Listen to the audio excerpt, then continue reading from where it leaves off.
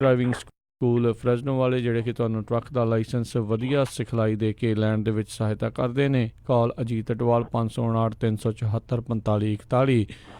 ਇਸ ਦੇ ਨਾਲ ਗੁਰਪ੍ਰੀਤ ਸਿੰਘ, ਅਵਤਾਰ ਸਿੰਘ, ਗੁਰਮੀਤ ਸਿੰਘ, ਸੁਖਪ੍ਰੀਤ ਸਿੰਘ, ਬੇਕਰਸਫੀਲਡ, ਤਾਰਾ ਸਿੰਘ ਮਰਾਹਰ, ਕਲੋਵਿਸ, ਸੁੱਚਾ ਸਿੰਘ, ਸ਼੍ਰੀ ਮਾਛੀਵਾੜਾ ਸਾਹਿਬ, ਇਹਨਾਂ ਸਭਨਾਂ ਦਾ ਬਹੁਤ ਬਹੁਤ ਧੰਨਵਾਦ। ਜੇਕਰ ਤੁਸੀਂ ਜਾਂ ਕੋਈ ਹੋਰ ਕਾਰੋਬਾਰ ਇਸ ਪ੍ਰੋਗਰਾਮ ਨੂੰ ਸਪੋਂਸਰ ਕਰਨਾ ਚਾਹੁੰਦੇ ਹੋ, ਸੰਪਰਕ ਕਰ ਸਕਦੇ ਹੋ ਨੰਬਰ 408 722 7698 ਦੇ ਉੱਤੇ।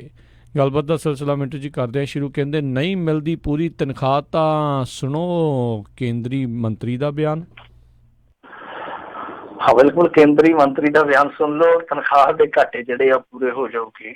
ਸੋ ਉਹਨਾਂ ਨੇ ਅੱਜ ਜਾਣਕਾਰੀ ਦਿੱਤੀ ਹੈ ਲੋਕ ਸਭਾ ਦੇ ਵਿੱਚ। ਉਹ ਕਹਿੰਦੇ ਆ ਕਿ 65 ਸਾਲਾਂ ਦੇ ਇਸ ਮਾਮਲੇ ਦੇ ਵਿੱਚ ਅਸੀਂ ਤਨਖਾਹ ਦੇ ਵਿੱਚ ਸੋਧ ਕੀਤੀ ਆ, ਤਾਂ ਜਿਹੜੀ ਘੱਟੋ ਘੱਟ ਤਨਖਾਹ ਜਿਹਨੂੰ ਆਪਾਂ ਮਿਨੀਮਮ ਵੇਜ ਕਹਿ ਦਿੰਦੇ ਆ, ਉਹਦੇ ਵਿੱਚ ਕਹਿੰਦੇ ਆ ਕਿ ਉਸ ਉਜਰਤ ਦੇ ਵਿੱਚ 65 ਸਾਲਾਂ ਬਾਅਦ ਅਸੀਂ ਸੋਧ ਕੀਤੀ ਆ ਤੇ ਇਹਨੂੰ ਸੋਧ ਕਰਕੇ 40% ਵਧਾਇਆ ਗਿਆ। ਮਤਲਬ ਇਹ ਕਿ ਪਹਿਲਾਂ ਜਿਹੜੀ ਇਹ ਤਨਖਾਹ ਸੀਗੀ ਜਿੱਦਾਂ 18,000 ਸੀਗੀ ਤਾਂ ਉਹਨੂੰ ਵਧਾ ਕੇ 24,000 ਰੁਪਇਆ ਕਰ ਦਿੱਤਾ ਗਿਆ। ਤੇ ਇਹਦੇ ਵਿੱਚ PF ਦੀ ਜਿਹੜੀ ਹਿੱਸੇਦਾਰੀ ਹੈ ਸਰਕਾਰ ਦੀ ਉਹ 12% ਕਰ ਦਿੱਤੀ ਹੈ। ਜਾਨੀ ਉਹ ਕਹਿੰਦੇ ਆ ਕਿ ਨਿੱਜੀ ਸੈਕਟਰ ਦੇ ਕਾਮਿਆਂ ਵਾਸਤੇ, ਕਰਮਚਾਰੀਆਂ ਵਾਸਤੇ ਅਸੀਂ ਇੱਕ ਪੋਰਟਲ ਵੀ ਬਣਾਇਆ ਤੇ ਇਹ ਉਪਲਬਧ ਹੈ ਜਿਹਦੇ ਵਿੱਚ ਜਾ ਕੇ ਸ਼ਿਕਾਇਤਾਂ ਦਰਜ ਕਰਵਾਈਆਂ ਜਾ ਸਕਦੀਆਂ। ਸੋ ਇਹ ਇਹਨਾਂ ਦੇ ਬਿਆਨ ਆ, ਪਰ ਅਸਲ ਹਕੀਕਤਾਂ ਜਿਹੜੀਆਂ ਨੇ ਉਹ ਆਪਣੇ ਸਾਹਮਣੇ ਆ। ਪੰਜਾਬ ਦੇ ਵਿੱਚ ਤੁਸੀਂ ਦੇਖ ਲਓ ਕਿ ਕੱਚੇ ਕਾਮੇ ਆ ਜਿਹੜੇ, ਉਹਨਾਂ ਦੇ ਤੁਸੀਂ ਦਰਦ ਫੋਲ ਕੇ ਵੇਖੋਗੇ, ਵਿੱਚੋਂ ਇੰਨੀਆਂ ਚੀਸਾਂ ਨਿਕਲਦੀਆਂ, ਇੰਨੀਆਂ ਪੀੜਾਂ ਨਿਕਲਦੀਆਂ ਕਿ ਕੰਨ ਜਿਹੜੇ ਆ ਸੁੰਨ ਹੋ ਜਾਂਦੇ ਆ। ਉੱਥੇ ਜਿਹੜੇ ਟੀਚਰ ਆ ਉਹ ਕਿਸ ਕੰਮ ਕਰਦੇ ਪਏ, ਹੋਰ ਛੱਡੋ। ਆ ਜਿਹੜਾ ਇਹਨਾਂ ਨੇ ਬੇਸਿਕ ਪੇ ਵਾਲਾ ਫੰਡਾ ਅਪਣਾਇਆ, ਉਹ ਪਟਵਾਰੀਆਂ ਨੂੰ, ਪੁਲਿਸ ਵਾਲਿਆਂ ਨੂੰ 9-9, 10-10 ਹਜ਼ਾਰ ਰੁਪਇਆ, ਕਿਸੇ ਨੂੰ 15,000 ਰੁਪਇਆ, ਉਹ ਇਹ ਤੋਂ ਵੱਧ ਨਹੀਂ ਦਿੰਦੇ ਤਨਖਾਹ। ਤੇ ਇਹ ਕਹੀ ਜਾਂਦੇ ਆ ਕਿ ਅਸੀਂ ਨਿੱਜੀ ਸੈਕਟਰ ਵਾਸਤੇ ਵੀ ਮਿਨੀਮਮ ਜਿਹੜੀ ਆ ਉਹ ਉਜਰਤ ਤੈਅ ਕੀਤੀ ਆ। ਤੇ ਤੁਹਾਡੇ ਤੇ ਜਨਤਕ ਸੈਕਟਰ ਦੇ ਵਿੱਚ ਵੀ ਜਿਹੜੇ ਇਹ ਪ੍ਰੋਬੇਸ਼ਨ ਤੇ ਰੱਖੇ ਜਾਂਦੇ ਆ, ਉਹ ਇੱਕ ਰਸਤਾ ਰੱਖਿਆ, ਤਾਂ ਉਹ ਵੀ ਵਿਚਾਰੇ ਰੋਈ ਜਾਂਦੇ, ਪਿੱਟੀ ਜਾਂਦੇ ਆ।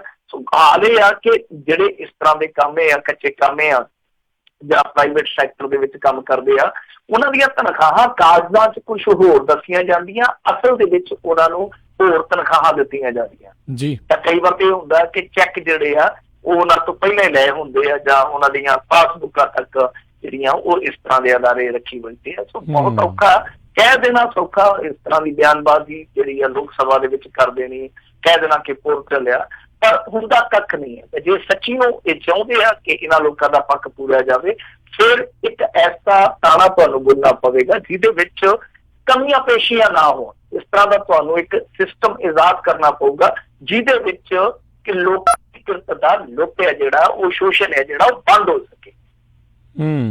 ਜੀ ਜੀ ਬਿਲਕੁਲ, ਉਮੀਦ ਹੀ ਕਰ ਸਕਦੇ ਹਾਂ। ਦੇਖੋ ਇਹਨਾਂ ਦੀਆਂ ਗੱਲਾਂ ਦੇ ਨਾਲ ਕੁਛ ਫਰਕ ਪੈਂਦਾ ਕਿ ਨਹੀਂ। ਮਿੰਟੂ ਜੀ ਅਗਲੀ ਗੱਲ ਕਰਦੇ ਹਾਂ। ਬੀਤੇ ਦਿਨਾਂ ਦੇ ਵਿੱਚ ਇੱਕ ਕੇਲਿਆਂ ਦੀ ਰਸੀਦ ਬੜੀ ਮਸ਼ਹੂਰ ਹੋਈ ਹੈ। ਇੱਕ ਫਿਲਮੀ ਅਦਾਕਾਰ ਆ, ਉਹਨੇ 2 ਕੇਲੇ ਖਰੀਦੇ ਹੋਟਲ 'ਚੋਂ ਤੇ 442 ਰੁਪਏ ਉਹਦੇ ਵਸੂਲੇ ਹੋਟਲ ਨੇ, ਤੇ ਹੁਣ ਉਸ ਹੋਟਲ ਖਿਲਾਫ ਬੜੀ ਜਾਂਚ ਦੇ ਆਦੇਸ਼ ਹੋਏ ਨੇ। ਲੋਕੀ ਕਹਿੰਦੇ ਧਿਆਨ ਨਾਲ ਵੇਖੋ ਕਿਤੇ ਗਾਡਰ ਕੇਲੇ ਤੇ ਨਹੀਂ ਸੀ, ਗਾਡਰ ਕੇਲੇ ਹੋ ਸਕਦਾ ਮਹਿੰਗੇ ਹੋਣ। ਖੈਰ ਉਹ ਰਸੀਦ ਇਸ ਕਰਕੇ ਮਸ਼ਹੂਰ ਹੋ ਗਈ ਕਿਉਂਕਿ ਇੱਕ ਬਹੁਤ ਵੱਡੇ ਸੈਲੀਬ੍ਰਿਟੀ ਨੇ ਪੋਸਟ ਕੀਤੀ ਸੀਗੀ।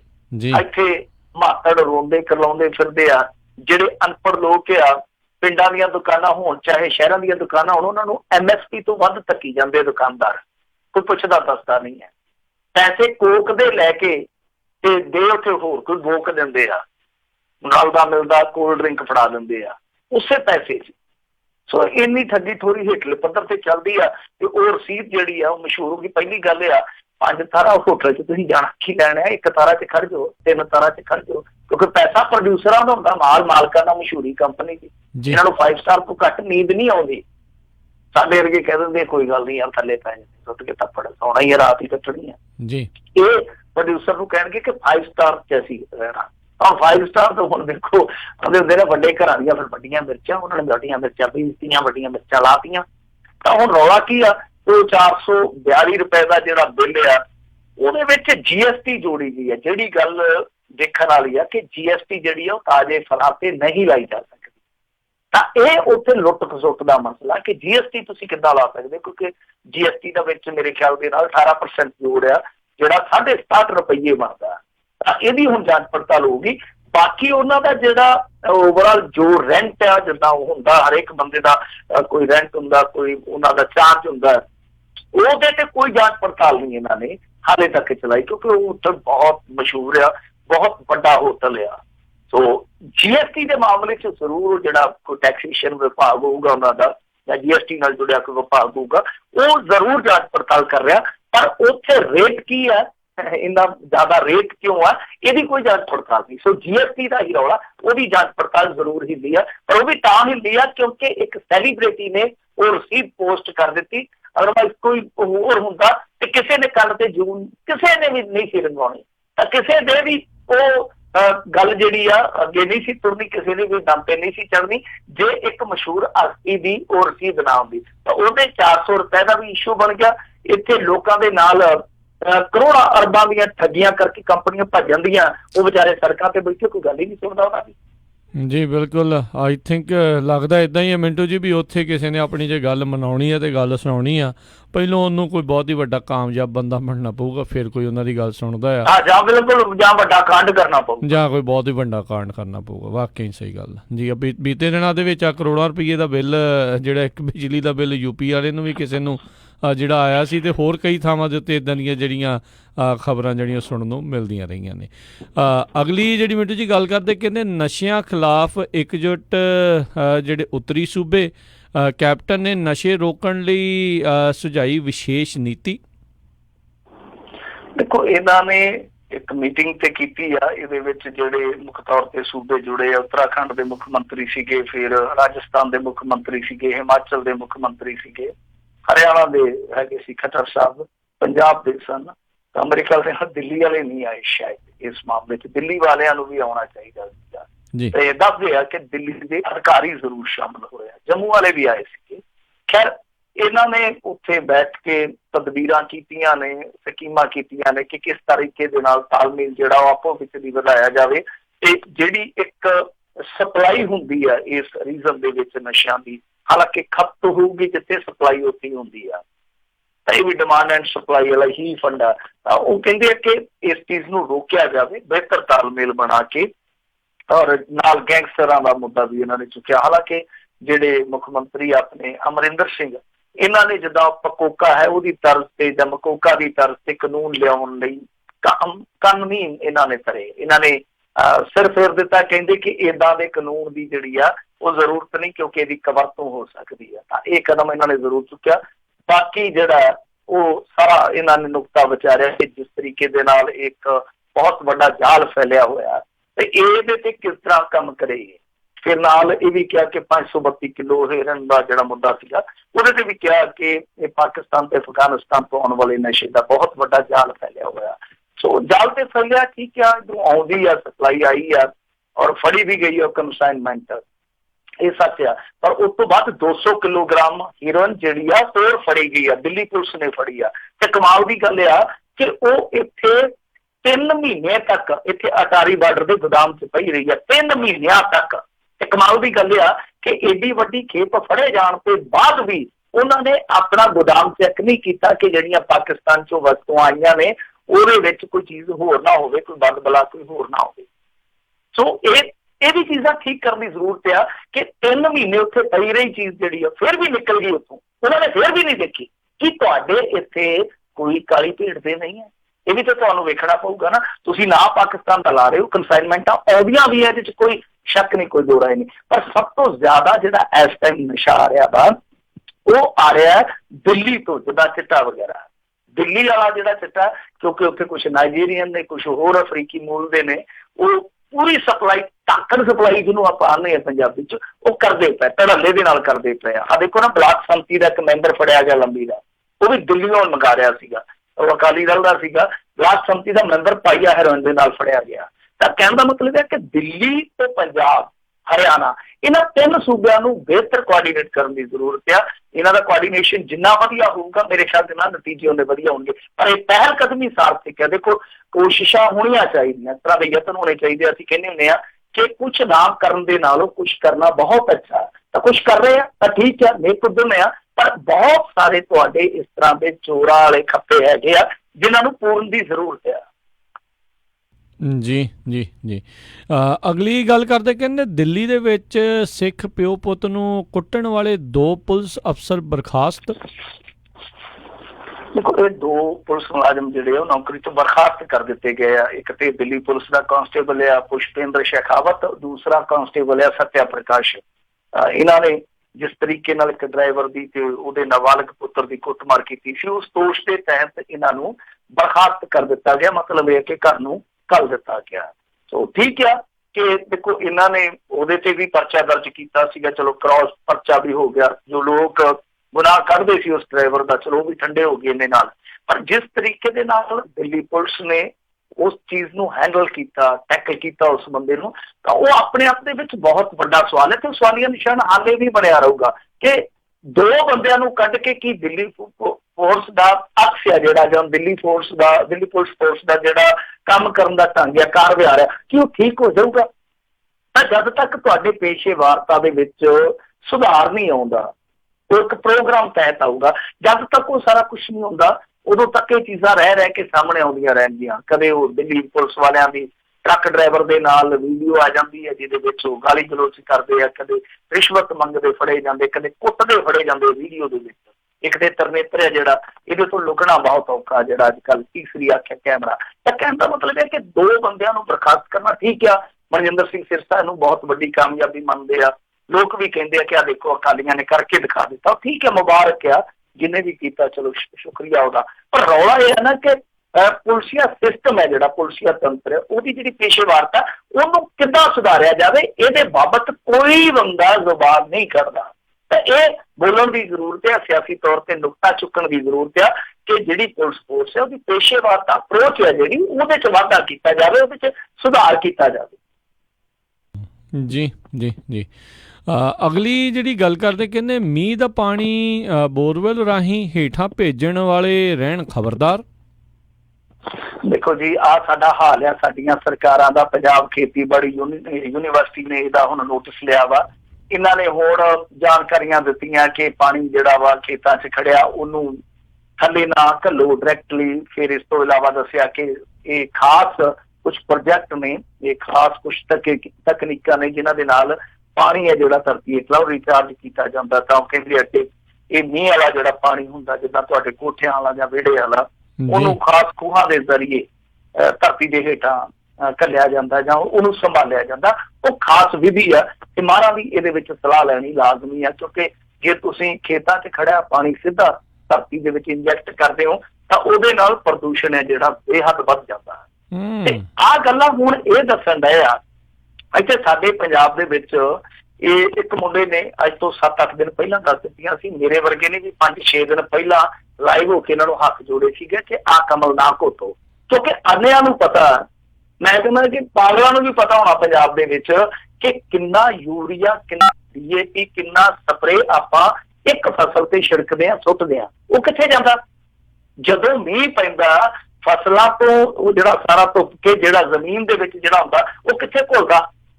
ਇੱਕ ਸਧਾਰਨ ਬੁੱਧੀ ਵਾਲਾ ਬੰਦਾ ਇਹ ਗੱਲ ਸਮਝ ਸਕਦਾ। ਤੇ ਇਹ ਹੁਣ ਯੂਨੀਵਰਸਿਟੀ ਵਾਲੇ ਉਦੋਂ ਦੱਸਦੇ ਪਏ ਜਿੱਦਣ ਧਰਤੀ ਦਾ ਬਹੁਤ ਸਾਰਾ ਨੁਕਸਾਨ ਹੈ ਜਿਹੜਾ ਹੋ ਚੁੱਕਾ ਪਾਣੀ ਇੰਜੈਕਟ ਕਰਨ ਦੇ ਨਾਲ। ਸੋ ਇਹ ਚੀਜ਼ਾਂ ਜਿਹੜੀਆਂ ਇਹਨਾਂ ਨੂੰ ਨਾਲ ਦੀ ਨਾਲ ਹੀ ਹਦਾਇਤਾਂ ਦੇ ਰੂਪ 'ਚ ਜਾਰੀ ਕਰਨੀਆਂ ਚਾਹੀਦੀਆਂ। ਸੋ ਲੋਕਾਂ ਨੂੰ ਵੀ ਥੋੜੀ ਜਿਹੀ ਮੱਤ ਵਰਤਣੀ ਚਾਹੀਦੀ ਕਿ ਆਪੇ ਤੇ ਤੁਸੀਂ ਜ਼ਹਿਰ ਖਿਲਾਰੀ ਜਾਂਦੇ ਜੇ ਮਣਾ ਮੂਈ ਤਣਾ ਮੂਈ, ਤੇ ਆਪੇ ਹੀ ਉਹ ਜਿਹੜਾ ਘੁਲਿਆ ਜ਼ਹਿਰ ਆ ਧਰਤੀ 'ਚ ਪਾ ਰਹੇ ਹੋ। ਤੇ ਜਿਹੜਾ ਬੇੜਾ ਗਰਕ ਹੋਣਾ ਸਾਡਾ 15 ਸਾਲਾਂ 'ਚ, ਤੁਸੀਂ ਤਾਂ 50 ਸਾਲਾਂ 'ਚ ਕਰ ਮਾਰਨਾ। ਤਾਂ ਲੋਕਾਂ ਨੂੰ ਜਾਗਰੂਕ ਆਪਣੇ ਪੱਧਰ ਤੇ ਵੀ ਹੋਣਾ ਚਾਹੀਦਾ। ਜੇ ਨਹੀਂ ਤੇ ਫਿਰ ਸਰਕਾਰ ਨੂੰ ਇਸ ਤਰ੍ਹਾਂ ਦੇ ਕਦਮ ਜਿਹੜੇ ਉਹ ਪੁੱਟਣੇ ਚਾਹੀਦੇ ਆ। ਅਖਬਾਰਾਂ 'ਚ ਸੂਚਨਾ ਨਾਲ ਦੀ ਨਾਲ ਛਪਾਉਣੀ ਚਾਹੀਦੀ ਆ, ਰੇਡੀਓ ਦੇ ਵਿੱਚ ਸੂਚਨਾ ਦੇਣੀ ਚਾਹੀਦੀ ਆ। ਅੱਜ ਕੱਲ ਘਰ ਘਰ ਟੈਲੀਵਿਜ਼ਨ ਆ, ਔਰ ਖਾਸ ਤੌਰ ਤੇ ਸੋਸ਼ਲ ਮੀਡੀਆ ਹਰੇਕ ਦੀ ਜੇਬ ਦੇ ਵਿੱਚ ਆ। ਇੱਥੇ ਐਡਵਰਟਾਈਜ਼ਮੈਂਟ ਕੀਤੀ ਜਾ ਸਕਦੀ ਆ। ਜੀ ਬਿਲਕੁਲ। ਸੋਸ਼ਲ ਮੀਡੀਆ ਦੇ ਤੇ ਦੂਜੀਆਂ ਥਾਵਾਂ ਦੇ ਉੱਤੇ ਵੱਡੀਆਂ ਵੱਡੀਆਂ ਆਪਣੀਆਂ ਫੋਟੋਆਂ ਲਾ ਕੇ ਤਾਂ ਇਹਨਾਂ ਕੋਲ ਐਡਵਰਟਾਈਜ਼ਮੈਂਟ ਹੁੰਦੀ ਆ, ਪਰ ਲੋਕਾਂ ਦੇ ਭਲੇ ਕਰਨ ਵਾਲੀ ਜਿਹੜੀ ਆ ਉਹ ਕਿੱਥੇ ਮਿੰਟੂ ਜੀ ਇਹਨਾਂ ਨੇ ਕਰਨੀ ਆ। ਉਹਨਾਂ ਨੇ ਕਹਿਣਾ ਵੀ ਮਰਦੇ ਮਰਨ, ਇਹਨਾਂ ਨੂੰ ਕੋਈ ਫਰਕ ਨਹੀਂ ਪੈ ਰਿਹਾ। ਅਗਲੀ ਜਿਹੜੀ ਮਿੰਟੂ ਜੀ ਗੱਲ ਕਰਦੇ, ਕਹਿੰਦੇ ਪੰਜਾਬ ਦੇ 5 MP ਘੱਗਰ ਦਾ ਮੁੱਦਾ ਲੈ ਕੇ ਹੁਣ ਕੇਂਦਰੀ ਦਰਬਾਰ ਦੇ ਵਿੱਚ ਪਹੁੰਚੇ ਨੇ। ਹਾਂਜੀ ਬਿਲਕੁਲ, ਇਹ 5 MP ਜਿਹੜੇ ਪਹੁੰਚੇ ਆ, ਪਹਿਲਾਂ ਤੇ ਧੰਨਵਾਦ ਕਰਨਾ ਚਾਹੀਦਾ ਕਿ ਘੱਟੋ ਘੱਟ ਉੱਥੇ ਜਾ ਕੇ ਤੇ ਗੱਲ ਤੇ ਚੁੱਕ ਕੇ ਆਏ ਆ। ਰੌਲਾ ਹੈ ਕਿ ਪੰਜਾਬ ਸਰਕਾਰ ਨੇ ਕੀ ਕੀਤਾ, ਹੁਣ ਦੇਖੋ, ਇੱਕ ਡਿਸਪਿਊਟ ਹੈ ਪੰਜਾਬ ਤੇ ਹਰਿਆਣੇ ਦੇ ਦਰਮਿਆਨ, ਜਿਹਦਾ ਇੱਕ ਮਾਮਲਾ ਜਿਹੜਾ ਉਹ ਮੋਨਕ ਨਗਰ ਕੌਂਸਲ ਵੱਲੋਂ ਸੁਪਰੀਮ ਕੋਰਟ 'ਚ ਪਾਇਆ ਗਿਆ, ਜਿਹਦਾ ਹਾਲੇ ਫੈਸਲਾ ਆਉਣਾ ਬਾਕੀ ਆ। ਪਰ ਉਹ ਤੁਹਾਨੂੰ ਪਤਾ ਹੀ ਆ ਕਿ ਪੰਜਾਬ ਦਾ ਕਿਸ ਤਰ੍ਹਾਂ ਹਰਿਆਣੇ ਦੇ ਨਾਲ ਪਾਣੀ ਦੇ ਮਾਮਲੇ ਤੇ ਝਗੜਾ ਝੇੜਾ ਚੱਲਦਾ ਵਾ। ਤਾਂ ਕੀ ਤੁਸੀਂ ਆਪਣੀ ਸਾਈਡ ਤੇ ਜਿਹੜੇ ਪ੍ਰਬੰਧ ਕਰਨੇ ਚਾਹੀਦੇ ਤੁਹਾਨੂੰ ਉਹ ਨਹੀਂ ਕਰੋਗੇ? ਤੁਸੀਂ ਆਪਣੇ ਪਿੰਡਾਂ ਨੂੰ ਨਹੀਂ ਬਚਾਓਗੇ ਉਦੋਂ ਤੱਕ। ਸੋ ਇਹ ਠੀਕ ਆ ਕਿ ਮਾਮਲਾ ਡਿਸਪਿਊਟਡ ਆ, ਤਾਂ ਇਹਨਾਂ ਨੇ ਜਿਹੜੀ ਉੱਥੇ ਮੰਗ ਰੱਖੀ ਉਹ ਠੀਕ ਆ, ਵਧੀਆ। ਜਿੱਦਾਂ ਕਾਂਗਰਸ ਦੇ ਗਏ, ਸੰਤੋਖ ਚੌਧਰੀ ਗਏ, ਬੀਬੀ ਹਰਨੀਤ ਕੌਰ ਜੀ ਗਏ, ਗੁਰਜੀਤ ਔਜਲਾ ਜੀ ਗਏ, ਰਵਨੀਤ ਬਿੱਟੂ ਜੀ ਗਏ, ਡਾਕਟਰ ਅਮਰ ਸਿੰਘ ਜੀ ਗਏ, ਠੀਕ ਆ, ਵਧੀਆ। ਚਲੋ ਇਹਨਾਂ ਨੇ ਜਾ ਕੇ ਕੇਂਦਰੀ ਮੰਤਰੀ ਨੂੰ ਮੰਗ ਰੱਖੀ ਆ, ਪਰ ਰੌਲਾ ਤੇ ਇਹ ਆ ਨਾ ਕਿ ਤੁਹਾਨੂੰ ਪਹੁੰਚ ਕਰਨੀ ਚਾਹੀਦੀ ਹੈ ਸੁਪਰੀਮ ਕੋਰਟ ਤੱਕ ਕਿ ਭਾਈ ਸਾਹਿਬ ਨਵੇੜਾ ਕਰੋ, ਕਿਉਂਕਿ ਬਰਬਾਦੀ ਅਸੀਂ ਝੱਲਦੇ ਆ। ਪੰਜਾਬ ਦਾ ਪਾਣੀ ਜਿਹੜਾ ਅੱਗੇ ਚਲਾ ਜਾਂਦਾ ਹਰਿਆਣੇ 'ਚ, ਕਿਉਂਕਿ ਜਿਹੜਾ ਘੱਗਰ 4 ਸਟੇਟਾਂ 'ਚ ਨਿਕਲਦਾ, ਜਿੱਦਾਂ ਹਿਮਾਚਲ 'ਚੋਂ ਨਿਕਲ ਕੇ ਪੰਜਾਬ 'ਚ ਆ ਗਿਆ, ਪੰਜਾਬ 'ਚੋਂ ਅੱਗੇ ਹਰਿਆਣੇ 'ਚ ਦਾਖਲ ਹੋ ਜਾਂਦਾ, ਫਿਰ ਗਾਂ ਨਾਲੀ ਦੇ ਰੂਪ ਦੇ ਵਿੱਚ ਹਨੂੰਮਾਨਗੜ੍ਹ ਚਲੇ ਜਾਂਦਾ। ਇਹ ਹਨੂੰਮਾਨਗੜ੍ਹ ਤੇ ਪਾਣੀ ਕੋਈ ਬਚਦਾ ਕੁਚਦਾ ਭਾਵੇਂ ਜਾਂਦਾ ਹੋਵੇ, ਬਹੁਤਾ ਪਾਣੀ ਜਿਹੜਾ ਇੱਥੇ ਰਹਿ ਜਾਂਦਾ, ਬਹੁਤਾ ਪਾਣੀ ਘੱਗਰ ਦਾ ਜਿਹੜਾ ਉਹ ਮਾਰ ਕਰ ਜਾਂਦਾ, ਜਿੱਦਾਂ ਪਟਿਆਲਾ, ਸੰਗਰੂਰ, ਮੋਨਕ ਏਰੀਏ ਦੇ ਵਿੱਚ, ਜਾਂ ਹਰਿਆਣੇ 'ਚ ਦਾਖਲ ਹੋ ਜਾਂਦਾ, ਉੱਥੇ ਵਰਤੋਂਯੋਗ ਵੀ ਹੋ ਜਾਂਦਾ। ਤਾਂ ਕਹਿਣ ਦਾ ਮਤਲਬ ਕਿ ਦੋਵੇਂ ਸੂਬੇ ਰਲ ਮਿਲ ਕੇ ਇੱਕ ਹੱਲ ਕੱਢ ਲੈਣ। ਕਿਉਂਕਿ ਅੱਜ ਇੱਕ ਟ੍ਰਿਬਿਊਨ ਦੀ ਸੰਪਾਦਕੀ ਦੇ ਵਿੱਚ ਬਹੁਤ ਵਧੀਆ ਲਾਈਨ ਛਾਪੀ ਆ ਉਹਨਾਂ ਦੇ ਐਡੀਟਰ ਨੇ ਕਿ ਤਬਾਹੀ ਦੇ ਮੰਜ਼ਰ ਵੇਖ ਕੇ ਵੀ ਜੇ ਸਿਆਸਤਦਾਨਾਂ ਦੀ ਸਹਿਮਤੀ ਨਹੀਂ ਬਣਦੀ, ਸਿਆਸਤ ਦੀ ਸਹਿਮਤੀ ਨਹੀਂ ਬਣਦੀ, ਤਾਂ ਫਿਰ ਸਿਆਸਤ ਜਿਹੜੀ ਹੈ ਉਹਨੂੰ ਆਪ ਨੂੰ ਸੋਚ ਵਿਚਾਰਨਾ ਕਰਨਾ ਚਾਹੀਦਾ। ਕਹਿਣ ਦਾ ਮਤਲਬ ਇਹ ਆ ਕਿ ਜੇ ਮੰਨ ਲਓ ਮਾਮਲਾ ਸੁਪਰੀਮ ਕੋਰਟ 'ਚ ਉਹ ਤੋਂ ਜਲਦੀ ਹੱਲ ਨਹੀਂ ਹੁੰਦਾ, ਤਾਂ ਤੁਸੀਂ ਘੱਟੋ ਘੱਟ ਆਪਣੇ ਪੱਧਰ ਤੇ ਹੀ ਇਹ ਵਿਚਾਰ ਵਟਾਂਦਰਾ ਕਰ ਲਓ, ਭਾਈ ਇਹਦਾ ਹੱਲ ਕਿਸ ਤਰ੍ਹਾਂ ਕੀਤਾ ਜਾਵੇ। ਕਿਉਂਕਿ ਲੋਕ ਤਾਂ ਦੇਖੋ, ਇਹ ਤੇ ਹੈ ਨਹੀਂ ਕਿ ਮੋਨਕ ਸਾਈਡ ਦੇ ਵਿੱਚ ਇਕੱਲਾ ਪੰਜਾਬ ਹੀ ਹੋਊਗਾ ਚਪੇਟੇ 'ਚ, ਨਾਲ ਪਰ ਹਰਿਆਣੇ ਦੇ ਪਿੰਡ ਆ, ਹਰਿਆਣੇ ਦੇ ਪਿੰਡਾਂ ਦਾ ਵੀ ਨੁਕਸਾਨ ਹੁੰਦਾ ਹੋਊਗਾ। ਤਾਂ ਲੋਕਾਂ ਨੂੰ ਕਿਸ ਤਰ੍ਹਾਂ ਬਚਾਇਆ ਜਾਵੇ? ਦੋਵੇਂ ਸੂਬੇ ਦੇ ਨਸ਼ੇ ਦੇ ਮੁੱਦੇ ਤੇ ਰਲ ਕੇ ਬੈਠਕ ਕਰ ਸਕਦੇ, ਮੀਟਿੰਗ ਕਰ ਸਕਦੇ, ਫੈਸਲਾ ਕਰ ਸਕਦੇ ਆ। SYL ਦੇ ਮੁੱਦੇ ਤੇ ਹੁਣ ਇਹਨਾਂ ਨੇ ਗੱਲ ਕਰਨੀ ਆ, ਤੇ ਫਿਰ ਘੱਗਰ ਦਾ ਵੀ ਰਲ ਮਿਲ ਕੇ ਕੱਢ ਲੈਣਾ ਹੱਲ। ਜੀ ਜੀ ਜੀ ਬਿਲਕੁਲ। ਅਗਲੀ ਮਿੰਟ ਜੀ ਗੱਲ ਕਰਦੇ, ਕਹਿੰਦੇ ਵੀ ਇੱਦਾਂ ਦੀਆਂ ਗੱਲਾਂ ਸੁਣਨ ਨੂੰ ਮਿਲੀਆਂ, ਭਾਈ ਬਿਜਲੀ ਵਾਲੇ ਆ ਗਏ, ਕੁੰਡੀਆਂ ਲਾ ਦਿਓ ਤੇ ਘੇਰਾ ਪਾ ਦਿਓ। ਇਹ ਦੇਖੋ, ਪੰਜਾਬ ਦੇ ਕੁਝ ਗੁਰਦੁਆਰਿਆਂ 'ਚ ਬੁਨਿਆਦੀ ਹੋ ਰਹੀ ਹੈ। ਤੇ ਟ੍ਰਿਬਿਊਨ ਵਾਲਿਆਂ ਨੇ ਇੱਕ ਖਬਰ ਛਾਪੀ, ਉਹਦੇ ਵਿੱਚ ਕੁਝ ਪਿੰਡਾਂ ਦਾ ਵੇਰਵਾ ਦਿੱਤਾ ਤੇ ਉਹਨਾਂ ਨੇ ਹਵਾਲਾ ਦਿੱਤਾ ਉਹ ਉਡਣ ਦਸਤੇ ਦੇ ਜਿਹੜੇ ਇੰਚਾਰਜ ਆ ਜਾਂ ਉਹਨਾਂ ਦੇ ਮੈਂਬਰ ਉਡਣ ਦਸਤੇ ਦੇ, ਉਹ ਵੀ ਦੱਸਦੇ ਆ, ਕਹਿੰਦੇ ਬਠਿੰਡਾ ਮੁਕਤਸਰ ਰੋਡ ਤੇ ਪੈਂਦੇ ਇੱਕ ਪਿੰਡ 'ਚ ਗਏ ਤੇ ਉੱਥੇ ਗੁਰਦੁਆਰੇ 'ਚੋਂ ਲੋਕਾਂ ਨੇ ਫੌਰੀ ਤੌਰ ਤੇ ਕੁੰਡੀਆਂ ਲਾਉਣ ਲਈ ਸੁਚੇਤ ਕਰ ਦਿੱਤਾ ਕਿ ਕੁੰਡੀਆਂ ਲਾ ਲਓ। ਫਿਰ ਥਾਣਾ ਨਿਹਾਲ ਸਿੰਘ ਵਾਲਾ ਦੇ ਇੱਕ ਪਿੰਡ ਦੇ ਵਿੱਚ ਗਏ ਤੇ ਕਹਿੰਦੇ ਉੱਥੇ ਵੀ ਇਸੇ ਤਰ੍ਹਾਂ ਤੇ ਬੁਨਿਆਦੀ ਹੋ ਗਈ। ਤੇ ਜਦੋਂ ਹੁਣ FIR ਕਰਾਈ, ਉਹਦੇ ਵਿੱਚ ਨਾਲ ਇਹ ਵੀ ਚੀਜ਼ ਮੈਂਸ਼ਨ ਕੀਤੀ ਗਈ ਆ ਕਿ ਗੁਰਦੁਆਰੇ ਵਿੱਚੋਂ ਕਿਸੇ ਨੇ ਬੁਨਿਆਦੀ ਕਰਾ ਦਿੱਤੀ ਕਿ ਬਿਜਲੀ ਵਾਲੇ ਚੈਕਿੰਗ ਕਰਨਾ ਆ, ਇਹਨਾਂ ਨੂੰ ਰੋਕਿਆ ਜਾਵੇ ਕਿਸੇ ਤਰੀਕੇ ਨਾਲ। ਫਿਰ ਕਹਿੰਦੇ ਕਿ ਇਸੇ ਤਰ੍ਹਾਂ ਦੀ ਇੱਕ ਅਨਾਊਂਸਮੈਂਟ ਜਿਹੜੀ ਆ ਪਿੰਡ ਵਜ਼ੀਰਕੇ 'ਚ ਹੋਈ ਆ। ਫਿਰ ਕੁਛ ਲੋਕ ਕਹਿੰਦੇ ਕਿ ਤਰਨਤਾਰਨ ਦੇ ਵਿੱਚ ਵੀ ਇਹ ਕੁਛ ਪਿੰਡਾਂ 'ਚ ਇਸ ਤਰ੍ਹਾਂ ਦੀ ਬੁਨਿਆਦੀ ਹੋਈ ਆ। ਮਤਲਬ ਇਹ ਆ ਕਿ ਗੁਰਦੁਆਰੇ ਨੂੰ ਇਸਤੇਮਾਲ ਕੀਤਾ ਜਾ ਰਿਹਾ ਆਪਣੀ ਚੋਰੀ ਨੂੰ ਛੁਪਾਉਣ ਵਾਸਤੇ, ਲੁਕਾਉਣ ਵਾਸਤੇ। ਤੇ ਹੁਣ ਤੇ ਉਹ ਵੀ ਕਹਿੰਦੇ ਉਡਣ ਦਸਤੇ ਵਾਲੇ ਕਿ ਅੱਗੇ ਤੇ ਮਾੜੀ ਮੋਟੀ ਲੋਕ ਸ਼ਰਮ ਮੰਨਦੇ ਸੀ ਕਿ ਜਿਹਦੀ ਕੁੰਡੀ ਫੜੀ ਜਾਂਦੇ, ਹੁਣ ਬੁਰਾ ਸਮਝਦੇ ਸੀਗੇ ਕਿ ਯਾਰ ਇਹ ਬੰਦਾ ਬਿੱਲ ਨਹੀਂ ਭਰ ਸਕਦਾ। ਤੇ ਹੁਣ ਮਾਨ ਨਾਲ ਕਹਿੰਦੇ ਆ ਕਿ ਤੂੰ ਤਾਂ ਐਵੇਂ ਬਿੱਲ ਭਰੀ ਜਾਂਦਾ, ਕੁੰਡੀ ਲਾਇਆ ਕਰ, ਕਮਾਲ ਦਾ ਬੰਦਾ ਤੂੰ, ਤੇਰੇ ਕੋਲੋਂ ਕੁੰਡੀ ਨਹੀਂ ਲਾਈ ਜਾਂਦੀ। ਤਾਂ ਇਸ ਤਰ੍ਹਾਂ ਦਾ ਇੱਕ ਵਤੀਰਾ, ਪਰ ਲੋਕ ਕਰਨ ਵੀ ਕੀ, ਇਹਦੇ ਕੋਲ ਦੋਵੇਂ ਪੱਖ ਹੁੰਦੇ ਆ ਤਸਵੀਰ ਦੇ। ਜਿੰਨੀ ਬਿਜਲੀ ਮਹਿੰਗੀ ਕਰੋਗੇ ਲੋਕ ਉਨੀ ਜ਼ਿਆਦਾ ਚੋਰੀ ਕਰਨਗੇ। ਪੰਜਾਬ ਦੀ ਬਿਜਲੀ ਜ਼ਿਆਦਾ ਚੋਰੀ ਇਸੇ ਕਰਕੇ ਹੁੰਦੀ ਹੈ ਕਿਉਂਕਿ ਅੱਜ ਤੋਂ ਜੇ ਤੁਸੀਂ ਪਿੱਛੇ ਚੱਲ ਜਾਓ, 10-20 ਸਾਲ ਪਿੱਛੇ ਚੱਲ ਜਾਓ, ਤੇ ਪਿੰਡ ਦੇ ਵਿੱਚੋਂ 5-7 ਘਰ ਕੁੰਡੀਆਂ ਲਾਉਂਦੇ। ਅੱਜ ਦੀ ਤਰੀਕ ਦੇ ਵਿੱਚ ਸਾਰਾ ਪਿੰਡ ਹੀ ਰਾਤ ਨੂੰ ਕੁੰਡੀ ਕਨੈਕਸ਼ਨ ਤੇ ਹੋ ਜਾਂਦਾ, ਜਿਹਨੇ ਦੇ ਭਾਵੇਂ ਇਮਾਨਦਾਰੀ ਵਰਤਦੇ ਹੁਣ, ਰਾਤ ਨੂੰ ਤਕਰੀਬਨ ਸਾਰੇ ਬੇਈਮਾਨ ਹੋ ਜਾਂਦੇ ਆ। ਸੋ ਇਹ ਇੱਕ ਸਿਲਸਿਲਾ ਚੱਲ ਪਿਆ ਇਸ ਕਰਕੇ, ਕਿਉਂਕਿ ਕਿਸੇ ਨੂੰ ਬਿੱਲ ਆਉਂਦਾ 20,000, 25,000, 30,000, ਕੀ ਕਰਨ ਲੋਕ? ਤਾਂ ਪਿੰਡਾਂ ਦੇ ਲੋਕ ਫਿਰ ਕੁੰਡੀ ਚਲਾ ਦਿੰਦੇ ਆ। ਇਹਨਾਂ ਨੂੰ ਸੋਚਣਾ ਪਊਗਾ ਇਸ ਪਾਸੋਂ ਕਿ ਜੇ ਤੁਸੀਂ ਬਿਜਲੀ ਦਾ ਰੇਟ ਘਟਾ ਦਿਓਗੇ, ਤੁਹਾਡੀ ਬਿਜਲੀ ਚੋਰੀ ਰੁਕ ਜਾਊਗੀ ਤੇ ਉਹੀ ਪੂਰਤੀ ਹੋ ਜਾਣੀ ਹੈ। ਲੋਕ ਤੁਹਾਡਾ ਗੁਣਗਾਨ ਜਿਹੜਾ ਫ੍ਰੀ 'ਚ ਕਰੋਗੇ। ਔਰ ਦੂਜੀ ਚੀਜ਼ ਇਹ ਆ ਕਿ ਜਿਹੜਾ ਇਹ ਚੋਰਾਂ ਦੇ ਹੱਕ ਦੇ ਵਿੱਚ ਉੱਥੇ ਗੁਰਦੁਆਰਿਆਂ ਦਾ ਭੁਗਤਣਾ, ਇਹਦੀ ਮਾੜੀ ਗੱਲ ਆ, ਇਹ ਪਰੰਪਰਾ ਮਾੜੀ ਆ। ਅੱਗੇ ਉੱਠ ਕੇ ਤੇ ਜਾਣਾ ਖੜਾ ਜਿਹੜਾ ਉਹ ਦਲਤਾਂ ਦਾ ਬਾਈਕਾਟ ਕਰ ਦਿੰਦਾ ਜਾਂ ਕੁਛ ਇਸ ਤਰ੍ਹਾਂ ਦੀਆਂ ਸਮਾਜਿਕ ਕੁਰੀਤੀਆਂ ਨੂੰ ਵਧਾਵਾ ਦੇਣ ਵਾਲਾ ਕੰਮ ਕਰ ਦਿੰਦਾ। ਸੋ ਇਹ ਵੀ ਗੱਲ ਮਾੜੀ ਆ ਕਿਉਂਕਿ ਗੁਰਦੁਆਰੇ ਨੂੰ ਇਹਨਾਂ ਚੀਜ਼ਾਂ ਦੇ ਵਿੱਚ ਨਹੀਂ ਲਿਆਉਣਾ ਚਾਹੀਦਾ। ਜੇ ਬਾਹਰੀ ਗੱਲ ਹੈ ਤੇ ਇੱਕ ਆਪਦਾ ਸੈਟ ਸਪੀਕਰ ਰੱਖ ਲਓ, ਜਦੋਂ ਕੋਈ ਆਵੇ ਫਿਰ ਨਹੀਂ ਤੇ 4-5 ਕੈਮਰੇ ਲਵਾ ਲਓ, ਜਦੋਂ ਆਵੇ ਤੇ ਆਪ ਹੀ ਅਨਾਊਂਸਮੈਂਟ ਕਰ ਦਿੱਤੀ, ਉਹਦੇ 'ਚ ਕੀ ਆ? ਫਿਰ ਉਹਨਾਂ ਨੂੰ ਪਤਾ ਨਾ ਵੀ ਜੇ ਇੱਦਾਂ ਕੀਤਾ ਤੇ ਫੜ ਲੈਣਾ ਸਾਨੂੰ, ਜਿਹਦੇ ਘਰੋਂ ਜਿਹੜਾ ਸਪੀਕਰ ਲੱਗਾ ਆ। ਤੇ ਉੱਦਾਂ ਦਾ ਵੈਸੇ ਮਿੰਟੂ ਜੀ ਕਹਿੰਦੇ ਵੀ ਮੀਟਰ ਮੂਟਰ ਬਾਹਰ ਲੱਗ ਗਏ ਆ, ਹੁਣ ਕੁੰਡੀ ਕਰਨੀ ਕੰਮ ਔਖਾ ਹੈ, ਪਰ ਲੋਕ ਲੱਭ ਹੀ ਲੈਂਦੇ ਰਾਹ ਕੋਈ ਨਾ ਕੋਈ। ਦੇਖੋ ਚੋਰੀ ਕਰਨ ਦੇ ਵੀ ਕਦੇ ਦਾ ਮਰੇ ਆ। ਇੱਥੇ ਕੀ ਕਰਦੇ ਆ, ਇੱਕ ਏਦਾਂ ਦਾ ਲੀਡਰ ਸੀਗਾ, ਤੁਸੀਂ ਦਫਾ ਕਰੋ, ਦੂਜੇ ਲੋਕ ਤੇ ਚਲੋ ਮਾਤੜ ਕਰਦੇ ਆ, ਹੱਥ ਪੱਲਾ ਮਾਰੀ ਜਾਂਦੇ ਆ। ਇੱਥੇ ਇੱਕ ਮੁਕਤਸਰ ਜ਼ਿਲ੍ਹੇ ਦੇ ਵਿੱਚ ਪੰਥਕ ਲੀਡਰ ਸੀ ਇੱਕ, ਉਹਦਾ ਬਿੱਲ ਵਾਹਵਾ ਬਣ ਗਿਆ, ਉਹਨੇ ਰੱਟ ਲਗਾਤੀ, ਕਹਿੰਦਾ ਜੀ ਰਾਤੋਂ ਰਾਤ ਮੇਰਾ ਮੀਟਰ ਹੀ ਚੋਰੀ ਹੋ ਗਿਆ। ਤੇ ਲੋਕੀ ਕਹਿੰਦੇ ਉਹੀ ਮੀਟਰ ਚੋਰਾਂ ਨੇ ਚੋਰੀ ਕਰਨਾ ਸੀ ਜਿਹਦੇ ਸਿਰ ਤੇ ਲੱਖਾਂ ਰੁਪਇਆ ਉਹ ਕਰਜ਼ਾ ਚੜਿਆ ਪਿਆ। ਚੋਰ ਨੇ ਵੀ ਭਲਾ ਕਰਨਾ ਸੀ ਨਾ ਫਿਰ ਜਾ ਕੇ ਲੀਡਰਾਂ ਦਾ ਜੀ।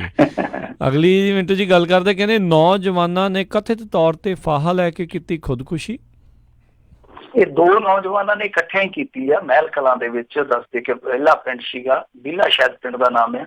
ਤਾਂ ਉਸ ਪਿੰਡ ਦੇ ਦੋ ਨੌਜਵਾਨਾਂ ਨੇ ਦਾਣਾ ਮੰਡੀ ਦੇ ਵਿੱਚ ਕਥਿਤ ਤੌਰ ਤੇ ਫਾਹਾ ਲੈ ਕੇ ਖੁਦਕੁਸ਼ੀ ਕੀਤੀ ਆ। ਹਾਲਾਂਕਿ ਜਿਹੜੀ ਖੁਦਕੁਸ਼ੀ ਆ ਸ਼ੱਕੀ ਲੱਗਦੀ ਆ। ਵੈਸੇ ਇੱਕ ਅਖਬਾਰ ਨੇ ਤੇ ਸ਼ਰੇਆਮ ਕਿਹਾ ਕਿ ਨਸ਼ੇ ਦੀ ਤੋਪ ਦੇ ਚੱਲਦੇ ਇਹਨਾਂ ਨੇ ਖੁਦਕੁਸ਼ੀ ਕੀਤੀ ਆ, ਪਰ ਇਹ ਸ਼ੱਕੀ ਇਸ ਕਰਕੇ ਕਿਉਂਕਿ ਜੇ ਤੁਸੀਂ ਉਹ ਫੋਟੋ ਦੇਖੋਗੇ ਖੁਦਕੁਸ਼ੀ ਵਾਲੀ, ਦੋਵੇਂ ਬੱਚੇ ਲਟਕੇ ਹੋਏ ਆ ਤੇ ਦੋਨਾਂ ਦੇ ਪੈਰ ਜਿਹੜੇ ਆ ਉਹ ਹੇਠਾਂ ਲੱਗੇ ਹੋਏ ਆ ਧਰਤੀ ਦੇ, ਬਿਲਕੁਲ ਥੱਲੇ। ਤੇ ਐਸੀ ਸੰਭਾਵਨਾ ਜਿਹੜੀ ਉਹ ਬੜੀ ਘੱਟ ਰਹਿੰਦੀ ਆ ਜਦੋਂ ਪੈਰ ਥੱਲੇ ਲੱਗੇ ਹੋਣ ਤੇ ਰੱਸੀਆਂ ਜਿਹੜੀਆਂ ਉਹ ਇਕੱਠਿਆਂ ਨੇ ਪਾਈਆਂ ਹੋਣ। ਖੈਰ ਉਹਨੇ ਮਾਮਲਾ ਤਫਦੀਸ਼ ਹੈ, ਪਰ ਪੁਲਿਸ ਵਾਲੇ ਇਸ ਤਰ੍ਹਾਂ ਦੀ ਗੱਲ ਕਹਿੰਦੇ ਪਏ ਆ ਕਿ ਨਸ਼ਾ ਪੱਤਾ ਖਾਣ ਵਾਲੇ ਸਨ। ਦੇਖਦੇ ਹਾਂ ਕਿ ਤਫਦੀਸ਼ ਦੇ ਵਿੱਚ ਕੀ ਬਣਦਾ। ਪਰ ਜੋ ਵੀ ਆ ਦੋ ਨੌਜਵਾਨਾਂ ਦਾ ਮਰਨਾ, ਉਹ ਸ਼ੱਕੀ ਹਾਲਤ ਦੇ ਵਿੱਚ ਮਰਨਾ ਬਹੁਤ ਮਾੜੀ ਗੱਲ ਹੈ, ਮੰਦਭਾਗੀ ਗੱਲ ਹੈ। ਇਹਦੀ ਦੂਸਰੀ ਥਿਊਰੀ ਤੋਂ ਵੀ ਜਾਂਚ ਹੋਣੀ ਚਾਹੀਦੀ ਹੈ ਕਿ ਕੀ ਇਹ ਖੁਦਕੁਸ਼ੀ ਹੈ ਜਾਂ ਮਾਰ ਕੇ ਤਾਂ ਨਹੀਂ ਲਟਕਾਏ ਗਏ। ਔਰ ਜੇ ਖੁਦਕੁਸ਼ੀ ਕੀਤੀ ਤੇ ਦੋਨਾਂ ਨੇ ਇਕੱਠਿਆਂ ਕਿਵੇਂ ਖੁਦਕੁਸ਼ੀ ਕੀਤੀ ਹੈ, ਇਹ ਸੋਚਣ ਵਾਲੀ ਗੱਲ ਆ। ਤੇ ਜਿੱਦਾਂ ਇੱਕ ਅਖਬਾਰ ਨੇ ਦਾਅਵਾ ਕੀਤਾ, ਜੇ ਉਹ ਦਾਅਵਾ ਸੱਚ ਹੈ ਤੇ ਫਿਰ ਵੀ ਸਾਡੇ ਲਈ ਬੜਾ ਸੋਚਣ ਵਿਚਾਰਨ ਦਾ ਵਿਸ਼ਾ ਕਿ ਕੋਈ ਓਵਰਡੋਜ਼ ਨਾਲ ਮਰੀ ਜਾਂਦਾ, ਕੋਈ ਨਸ਼ੇ ਦੀ ਤੋਤ ਨਾਲ ਮਰੀ ਜਾਂਦਾ, ਕੋਈ ਵੇਚ ਕੇ ਮਰੀ ਜਾਂਦਾ, ਕੋਈ ਖਾ ਕੇ ਮਰੀ ਜਾਂਦਾ, ਕੋਈ ਸੜਕਾਂ ਤੇ ਮਰੀ ਜਾਂਦਾ, ਕੋਈ ਰੱਸਿਆਂ ਨਾਲ ਝੂਲ ਕੇ ਮਰੀ ਜਾਂਦਾ। ਅਸੀਂ ਜਾ ਕਿੱਧਰ ਰਹੇ ਹਾਂ? ਜੀ ਜੀ ਜੀ। ਅਗਲੀ ਜਿਹੜੀ ਮਿੰਟੂ ਜੀ ਆਪਾਂ ਗੱਲ ਕਰਦੇ ਹਾਂ, ਕਹਿੰਦੇ ਫਾਜ਼ਿਲਕਾ ਪੁਲਿਸ ਨੇ ਅਗਵਾ ਕੀਤਾ ਬੱਚਾ, ਜਿਹੜਾ ਕੀਤਾ ਮਾਪਿਆਂ ਦੇ ਹਵਾਲੇ। ਦੇਖੋ ਇਹਨਾਂ ਦੀ ਇੱਕ ਚੰਗੀ ਕਾਰਗੁਜ਼ਾਰੀ ਰਹੀ ਆ ਕਿ 12 ਕੁ ਘੰਟਿਆਂ ਦੇ ਅੰਦਰ ਅੰਦਰ ਇਹਨਾਂ ਨੇ ਦੋ ਦੋਸ਼ੀ ਜਿਹੜੇ ਕਾਬੂ ਕਰ ਲਏ ਆ। ਫਾਜ਼ਿਲਕਾ ਏਰੀਆ ਚੋਂ ਇਹਨਾਂ ਨੇ ਬੱਚਾ ਚੁੱਕਿਆ ਸੀਗਾ, ਫਿਰ ਇਹਦੀ ਫਰੌਤੀ ਮੰਗੀ ਸੀ ਮੇਰੇ ਖਿਆਲ ਦੇ ਨਾਲ 15 ਲੱਖ ਰੁਪਈਆ। ਫਿਰ ਪੁਲਿਸ ਨੂੰ ਜਦੋਂ ਸੂਚਨਾ ਮਿਲ ਗਈ, ਕਿਉਂਕਿ ਇਹੋ ਜਿਹੇ ਮੌਕਿਆਂ ਤੇ ਪੁਲਿਸ ਬੜੀ ਕਸੂਤੀ ਫਸੀ ਹੁੰਦੀ ਹੈ। ਦੇਖੋ ਜੇ ਮਰਡਰ ਹੋ ਜਾਵੇ ਬੱਚੇ ਦਾ, ਆਪਾਂ ਪੁਲਿਸ ਨੂੰ ਹੀ ਸੰਘੀਓ ਫੜਨਾ ਕਿ ਤੁਸੀਂ ਕੀ ਕਰਦੇ। ਤਾਂ ਜੇ ਪੁਲਿਸ ਜਿਹੜੀ ਆ ਉਹ ਦਿੰਦੀ ਆ, ਕੋਈ ਸੌਦੇਬਾਜ਼ੀ ਕਰਦੀ ਆ, ਤੇ ਫਿਰ ਲੋਕ ਕਹਿ ਦਿੰਦੇ ਆ, ਪੱਤਰਕਾਰ ਵੀ ਕਹਿ ਦਿੰਦੇ ਆ ਕਿ ਤੁਸੀਂ ਚੰਗੇ ਪੁਲਿਸ ਵਾਲੇ ਹੋ, ਤੁਸੀਂ ਸੌਦੇਬਾਜ਼ੀ ਕਰਦੇ ਹੋ। ਪਰ ਇਸ ਮਾਮਲੇ ਦੇ ਵਿੱਚ ਦੱਸਦੇ ਕਿ ਸੌਦੇਬਾਜ਼ੀ ਕੀਤੀ ਗਈ। 7.5 ਲੱਖ ਰੁਪਏ ਤੱਕ ਉਹਨਾਂ ਨੂੰ ਮਨਾਇਆ ਗਿਆ, ਉਹ ਜਿਹੜੇ ਦੋਸ਼ੀ ਸੀਗੇ। ਤਾਂ ਉਹਨਾਂ ਦੋਸ਼ੀਆਂ ਨੂੰ ਮੁੜ ਕੇ 7.5 ਲੱਖ ਤੱਕ ਰਜ਼ਾਮੰਦ ਕਰਕੇ ਫਿਰ ਇਹਨਾਂ ਨੇ ਟ੍ਰੇਸ ਕੀਤਾ ਤੇ ਦੋਨੇ ਹੀ ਫੜ ਲਿਆ। ਤੇ ਬੱਚਾ ਜਿਹੜਾ ਉਹ ਕੁਸ਼ਲ ਮੰਗਲ ਆਪਣੇ ਮਾਪਿਆਂ ਦੇ ਕੋਲ ਪਰਤ ਗਿਆ ਵਾ। ਤੇ ਇੱਕ ਚੰਗੀ ਆਪਾਂ ਕਹਿ ਸਕਦੇ ਕਿ ਕੋਸ਼ਿਸ਼ ਆ ਪੁਲਿਸ ਦੀ। ਆਮ ਤੌਰ ਤੇ ਇਹਨਾਂ ਦੇ ਹਿੱਸੇ ਲਾਮਤਾਂ ਹੀ ਆਉਂਦੀਆਂ, ਪਰ ਕਦੇ ਕਦਾਈ ਚੰਗੀ ਚੀਜ਼ ਨੂੰ ਚੰਗੀ ਵੀ ਕਹਿਣਾ ਚਾਹੀਦਾ। ਪਰ ਦੂਸਰੇ ਪਾਸੇ ਇੱਕ ਮਾੜੀ ਖਬਰ ਇਹ ਆ ਕਿ ਰਾਜਪੁਰੇ ਦੇ ਵਿੱਚੋਂ ਦੋ ਬੱਚੇ ਜਿਹੜੇ ਗਾਇਬ ਹੋਏ ਸੀ, ਦੋਨੋਂ ਸਕੇ ਭਰਾ, ਉਹਨਾਂ ਦਾ ਹਾਲੇ ਤੱਕ ਕੋਈ ਭੇਤ ਨਹੀਂ ਲੱਗਾ ਕਿ ਕਿੱਧਰ ਗਏ ਆ। ਇਹ ਜਿਹੜਾ ਪਿੰਡ ਆ ਖੇੜੀ ਗੰਢਿਆ, ਬਿਲਕੁਲ ਸੜਕ ਦੇ ਉੱਤੇ ਆ ਤੇ ਨਾਲੋਂ ਹੀ ਉਹ ਨੀਲੇ ਪਾਣੀ ਵਾਲੀ ਨਹਿਰ ਲੰਘਦੀ ਆ। ਖੇੜੀ ਗੰਢਿਆ ਉੱਥੇ ਥਾਣਾ ਨਾਲ ਹੀ ਨਹਿਰ ਦੇ। ਤਾਂ ਉਹ ਬੱਚੇ ਕਿੱਧਰ ਲੋਪ ਹੋ ਗਿਆ, ਅਜੇ ਤੱਕ ਇੱਕ ਬੁਝਾਰਤੀ ਬਣੀ ਹੋਈ ਆ, ਕਿੱਥੇ ਚਲੇ ਗਿਆ ਕੋਈ ਸਮਝ ਨਹੀਂ ਆ ਰਹੀ। ਉਹ ਦੋ ਸਕੇ ਭਰਾ ਜਿਹੜੇ ਉਹ ਨਹੀਂ ਲੱਭ ਰਹੇ। ਉਹ ਇੱਕ ਬਹੁਤ ਮੰਦਭਾਗੀ ਖਬਰ ਆਈ ਆ। ਵੈਸੇ ਬੱਚਿਆਂ ਦਾ ਤੁਹਾਨੂੰ ਪਤਾ ਹੀ ਆ ਕਿ ਇਸ ਸਮੇਂ ਇੰਡੀਆ 'ਚ ਜਿਹੜਾ ਹਾਲ ਆ, ਬੱਚਾ ਚੁੱਕ ਗਰੋਹ ਜਿਹੜੇ ਆ ਬਹੁਤ ਫਿਰਦੇ ਆ। ਮੈਂ ਤੇ ਸਮਝਦਾ ਕਿ ਆਪੋ ਆਪਣੇ ਬੱਚਿਆਂ ਦਾ ਆਪ ਹੀ ਖਿਆਲ ਰੱਖੋ, ਕਿਉਂਕਿ ਅਗਵਾ ਕਰਨ ਵਾਲੇ ਜਿਹੜੇ ਅਗਵਾ ਕਰਤਾ ਉਹ ਵੀ ਤੁਰੇ ਫਿਰਦੇ ਆ, ਬੱਚੇ ਚੁੱਕਣ ਵਾਲੇ ਜਿਹੜੇ ਚੋਰ ਗਰੋਹ ਆ ਉਹ ਵੀ ਤੁਰੇ ਫਿਰਦੇ ਆ। ਬੱਚੇ ਕਈ ਵਾਰ ਆਪ ਵੀ ਕਿਤੇ ਨਾ ਕਿਤੇ ਉਕਾਈ ਕਰ ਲੈਂਦੇ ਆ। ਸੋ ਬੱਚਿਆਂ ਨੂੰ ਸੰਭਾਲਣਾ ਬਹੁਤ ਜ਼ਰੂਰੀ ਹੈ। ਜੇ ਹੋ ਸਕੇ, ਜਿਵੇਂ ਆਪਾਂ ਆਈਡੀਆ ਜਿਹਾ ਲਾਈ ਜਾਂਦੇ ਕਿ ਪਿੰਡਾਂ ਦੀਆਂ ਬਾਹਰ ਫਿਰਨੀਆਂ ਤੇ ਕੈਮਰੇ ਲਾ ਦਿਓ, ਤੇ ਮੈਂ ਸਮਝਦਾ ਕਿ ਜੇ ਪੰਚਾਇਤਾਂ ਲਾ ਦੇਣੇ ਜੀ ਕੋਈ ਕੰਮ ਮਾੜਾ ਨਹੀਂ ਹੈ। ਬਹੁਤ ਜਲਦੀ ਸੁਰਾਖ ਲੱਗ ਜਾਊਗਾ ਜੇ ਬੱਚਾ ਬਾਹਰ ਨਿਕਲਦਾ ਪਿੰਡ। ਜੀ ਜੀ ਜੀ। ਤੇ ਮਿੰਟੂ ਜੀ, ਕਰਨਾਟਕਾ ਦੇ ਨਾਟਕ ਦਾ ਕੀ ਚੱਲਿਆ ਇਸ ਟਾਈਮ? ਕਹਿੰਦੇ 3 ਬਾਗੀ ਜਿਹੜੇ ਸੀਗੇ ਉਹਨਾਂ ਨੂੰ ਸਪੀਕਰ ਨੇ ਕੁਝ ਕਿਹਾ ਹੈ। ਦੇਖੋ ਉਹਨਾਂ ਚੋਂ ਮੇਰੇ ਖਿਆਲ ਦੇ ਨਾਲ ਇੱਕ ਦੀ ਤੇ ਕਰ ਦਿੱਤੀ ਇਹਨਾਂ ਨੇ ਵਿਧਾਇਕੀ ਰੱਦ, ਕਿਉਂਕਿ ਇੱਕ ਜਿਹੜਾ ਸੀਗਾ ਬਹੁਜਨ ਸਮਾਜ ਪਾਰਟੀ ਵਾਲਾ, ਉਹਦੇ ਖਿਲਾਫ ਪਾਰਟੀ ਨੇ ਐਕਸ਼ਨ ਲੈ ਲਿਆ, ਉਹ ਗਿਆ ਨਹੀਂ ਹੈ, ਤਾਂ ਉਹਦੇ ਖਿਲਾਫ ਐਕਸ਼ਨ ਹੋ ਜਾਣਾ ਸੀਗਾ। ਬਾਕੀ ਹੁਣ ਤੇ ਦੇਖੋ ਜੋ ਮਰਜ਼ੀ ਆ, ਤੱਪ ਲੰਘ ਗਿਆ, ਲੀਕਾਂ ਕੁੱਟਣ ਦੀ ਗੱਲ ਆ। ਸਰਕਾਰ ਜਿਹੜੀ ਆ ਉਹ ਭਾਜਪਾ ਨੇ ਤੇ ਬਣਾ ਜਾਣੀ ਹੈ, ਜਿਵੇਂ ਸੁਪਰੀਮ ਕੋਰਟ ਤੋਂ ਥੋੜਾ ਨਵੇੜਾ ਹੋਊਗਾ। ਬਾਕੀ ਜਿਹੜੀ ਗੱਲ ਰਹੀ ਆ, ਕੁਮਾਰ ਸਵਾਮੀ ਨੇ ਇੱਕ ਬਹੁਤ ਤਕੜਾ ਫੈਸਲਾ ਲਿਆ ਜਾਂਦੇ ਜਾਂਦੇ ਨੇ। ਮੇਰੇ ਖਿਆਲ ਦੇ ਨਾਲ ਉਹਨੇ ਟਾਲਾ ਇਸੇ ਕਰਕੇ ਵੱਟਿਆ ਕਿ ਚਲੋ ਜੋ ਵੀ ਖੱਟ ਸਕਦੇ ਜਾਂਦੇ ਖੱਟ ਲਈਏ, ਜਿਹੜਾ ਮਤਲਬ ਕਿ ਟਾਲਾ ਵੱਟਿਆ ਗਿਆ ਭਰੋਸੇ ਦੀ ਵੋਟਿੰਗ ਤੋਂ, ਉਹਨੇ ਜਾਂਦੇ ਜਾਂਦੇ ਜਿਹੜੇ ਭੂਮੀਹੀਨ ਕਿਸਾਨ ਹੁੰਦੇ ਆ ਤਾਂ ਉਹਨਾਂ ਦਾ ਕਰਜ਼ਾ ਮਾਫ ਕਰ ਦਿੱਤਾ। ਇਹ ਇੱਕ ਬਹੁਤ ਵੱਡਾ ਕਦਮ ਆ। ਹੁਣ ਜਦੋਂ ਵੀ ਦੇਖੋ ਅੱਜ ਨਹੀਂ ਕੱਲ ਉੱਥੇ ਇਲੈਕਸ਼ਨ ਤੇ ਹੋਣਾ ਹੀ ਹੋਣਾ, ਮੱਧਕਾਲੀ ਚੋਣਾਂ ਹੋਣਗੀਆਂ। ਕਿਉਂਕਿ ਭਾਜਪਾ ਦੇ ਕੋਲ ਵੀ ਜੋੜ ਤੋੜ ਦਾ ਯਾਨੀ ਜੁਗਾੜਬੰਦੀ ਦਾ ਹੀ ਕੰਮ ਆ। ਤਾਂ ਇਹਨਾਂ ਦੀ ਜੁਗਾੜਬੰਦੀ ਉਹ ਸਮੂਥਲੀ ਚੱਲਣ ਦੇਣਗੇ, ਇਹਦੀ ਵੀ ਸੰਭਾਵਨਾ ਘੱਟ ਆ। ਤਾਂ ਜਦੋਂ ਚੋਣਾਂ ਹੋਣਗੀਆਂ, ਇੱਕ ਤੇ ਹਮਦਰਦੀ ਜਿਹੜੀ ਆ ਉਹ ਇਸ ਅਲਾਈਅੰਸ ਦੇ ਨਾਲ ਜਾਊਗੀ ਤੇ ਬੜਾ ਧੱਕਾ ਕੀਤਾ। ਤੇ ਦੂਜੀ ਗੱਲ, ਜਿਹੜਾ ਉਹ ਕਦਮ ਚੁੱਕਿਆ ਗਿਆ ਉਹ ਕਦਮ ਵੀ ਬਹੁਤ ਤਕੜਾ ਕਦਮ ਹੈ। ਉਹਦੇ ਬਾਰੇ ਕਿਸੇ ਨੂੰ ਪਤਾ ਹੀ ਨਹੀਂ ਲੱਗਿਆ ਕਿ ਜਾਂਦਿਆਂ ਜਾਂਦਿਆਂ ਕੁਮਾਰ ਸਵਾਮੀ ਨੇ ਉਹ ਫੈਸਲਾ ਜਿਹੜਾ ਸਾਈਨ ਕਰ ਦਿੱਤਾ। ਜੀ ਜੀ, ਉਧਰ ਮਿੰਟੂ ਜੀ, RTI ਦੇ ਅਮੈਂਡਮੈਂਟ ਬਿੱਲ ਨੂੰ ਲੈ ਕੇ ਕਾਫੀ ਰੌਲਾ ਰੱਪਾ ਪੈ ਰਿਹਾ ਹੈ। ਕੀ ਹੈ ਇਸ ਦੇ ਵਿੱਚ, ਇਸ ਅਮੈਂਡਮੈਂਟ ਦੇ ਵਿੱਚ ਜਿਹੜੀ ਰਾਈਟ ਟੂ ਇਨਫੋਰਮੇਸ਼ਨ ਐਕਟ ਨੂੰ ਲੈ ਕੇ? ਦੇਖੋ, ਜਿਹੜਾ RTI ਹੈ ਨਾ ਕਾਨੂੰਨ, ਜੇ ਤੁਸੀਂ ਇਹਨੂੰ ਪੜ੍ਹੋਗੇ ਤੇ ਉਹ ਇੱਕ ਕਿਤਾਬ ਵੀ ਹੁੰਦੀ ਹੈ, ਜੇ ਤੁਸੀਂ ਪੜ੍ਹੋਗੇ ਬਹੁਤ ਜਾਣਕਾਰੀ ਭਰਪੂਰ ਹੁੰਦੀ ਹੈ RTI ਕਾਨੂੰਨ ਬਾਬਤ। ਤਾਂ ਇਹ ਬੜਾ ਖੂਬਸੂਰਤ ਕਾਨੂੰਨ ਹੈ। ਜੇ ਦੁਨੀਆ ਦੇ ਵਿੱਚ ਵਰਲਡ ਵਾਈਡ ਤੁਸੀਂ ਦੇਖੋਗੇ ਨਾ ਵੀ ਚੰਗੇ ਕਾਨੂੰਨ ਜਿਹੜੇ ਆ ਲੋਕਾਂ ਦੇ ਜਿਹੜੇ ਅਧਿਕਾਰਾਂ ਨੂੰ ਹੋਰ ਸੁਰੱਖਿਅਤ ਕਰਦੇ ਆ ਜਾਂ ਮਜ਼ਬੂਤ ਕਰਦੇ ਆ, ਉਹਨਾਂ ਦੇ ਵਿੱਚੋਂ ਦੁਨੀਆ ਦੇ ਖੂਬਸੂਰਤ ਕਾਨੂੰਨਾਂ ਚੋਂ RTI ਇੱਕ ਸੀਗਾ। ਪਰ ਇਹਨੇ ਕੀ ਹੈ ਕਿ ਫਸਾ ਲਿਆ ਪ੍ਰਧਾਨ ਮੰਤਰੀ, ਉਹਦੀਆਂ ਡਿਗਰੀਆਂ ਵੀ ਬਾਹਰ ਆ ਗਈਆਂ ਸੀ। ਫਿਰ ਜਿਹੜੀ ਬੀਬੀ ਸਿਮਰਤੀ ਇਰਾਨੀ, ਉਹਦੀਆਂ ਵੀ ਆ ਗਈਆਂ, ਕਿੰਨਾ ਕੁਛ ਆ ਗਿਆ। ਅਮਿਤ ਸ਼ਾਹ ਦੇ ਬੇਟੇ ਦਾ ਹਿਸਾਬ ਕਿਤਾਬ ਬਾਹਰ ਆ ਗਿਆ। ਫਿਰ ਜਿਹੜੇ ਬੈਂਕ ਦਾ ਚੇਅਰਮੈਨ ਸੀਗਾ ਗੁਜਰਾਤ ਦੇ ਵਿੱਚ, ਜਿੱਥੇ 700 ਕਰੋੜ ਰੁਪਈਆ ਰਾਤੋਂ ਰਾਤੀ ਜਮ੍ਹਾਂ ਹੋ ਗਿਆ, ਉਹਦਾ ਹਿਸਾਬ ਕਿਤਾਬ ਬਾਹਰ ਆ ਗਿਆ। ਕਿੰਨੀਆਂ ਚੀਜ਼ਾਂ ਬਾਹਰ ਆ ਗਈਆਂ। ਤਾਂ ਇਹਨਾਂ ਨੇ ਸੋਚਿਆ ਕਿ ਇਹ ਕਿਤੇ ਨਾ ਕਿਤੇ ਸਾਡੇ ਰਾਹ ਦਾ ਰੋੜਾ ਵਾ, ਤਾਂ ਇਹਨੂੰ ਅੰਗਹੀਨ ਕੀਤਾ ਜਾ ਰਿਹਾ।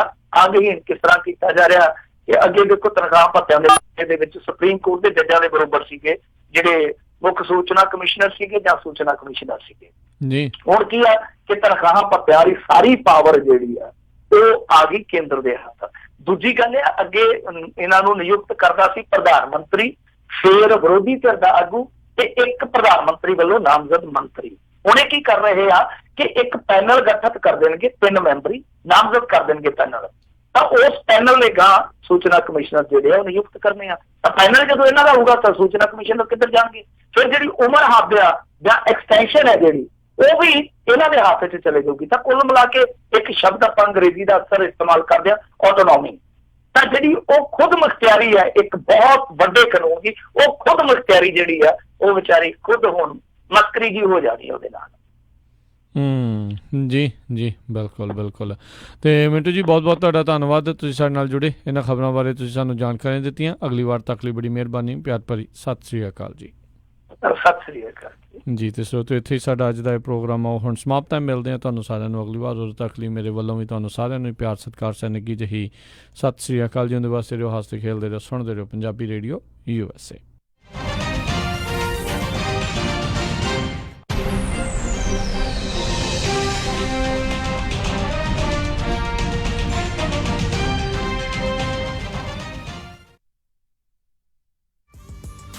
ਕੈਨੇਡਾ ਦੇ ਸਭ ਤੋਂ ਵੱਡੇ used truck sales dealer pride truck sales ਹੁਣ ਕੈਲੀਫੋਰਨੀਆ ਦੇ ਸ਼ਹਿਰ ਸਟਾਕਟਨ ਅਤੇ ਫੰਟੈਨਾ ਦੇ ਵਿੱਚ 2 ਵੱਡੀਆਂ ਲੋਕੇਸ਼ਨ